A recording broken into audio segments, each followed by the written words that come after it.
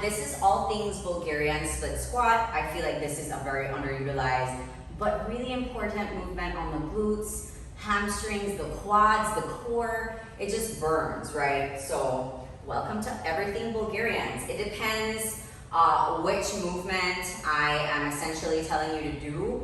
I could say a regular Bulgarian, I could say a Bulgarian with a static hold, I could say 1.5 Bulgarians, or I could say a Bulgarian jump. There are so many ways to do this thing.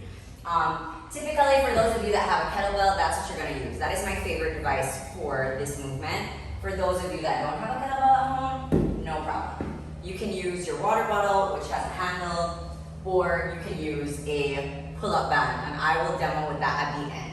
So let's kind of just go over this movement.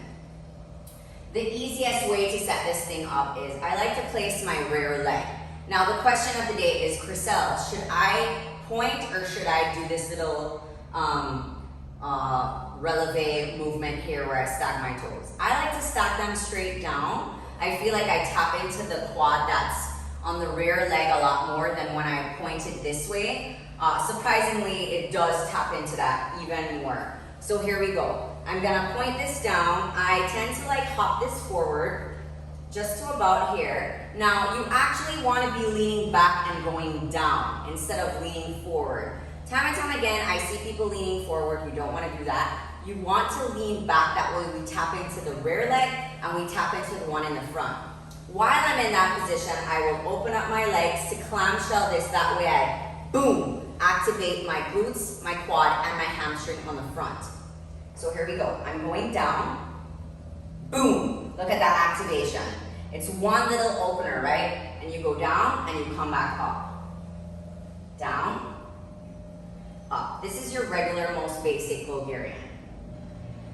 Then we have your 1.5 Bulgarians, right? Which is you're essentially doing one rep, not coming up all the way, then setting it back down again. And that's typically one rep. So 1.5 reps is one rep.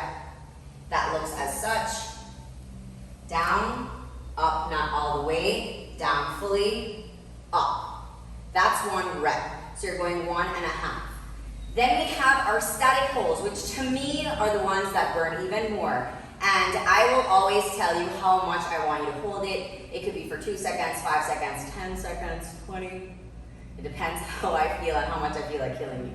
So our static hold is literally just, you're holding it where it burns. You just hold that. Then we have your Bulgarian jumps.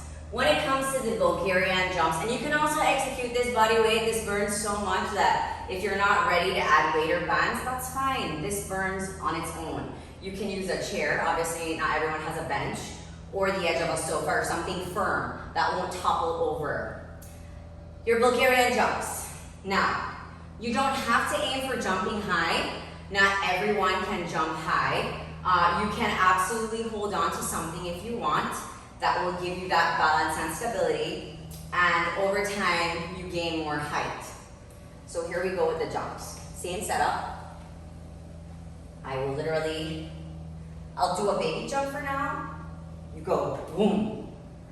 Just little jump. And as you get better, you can bring that foot up and really cream that movement. So those are your Bulgarian jumps. And these are all things Bulgarian. They burn. Good luck.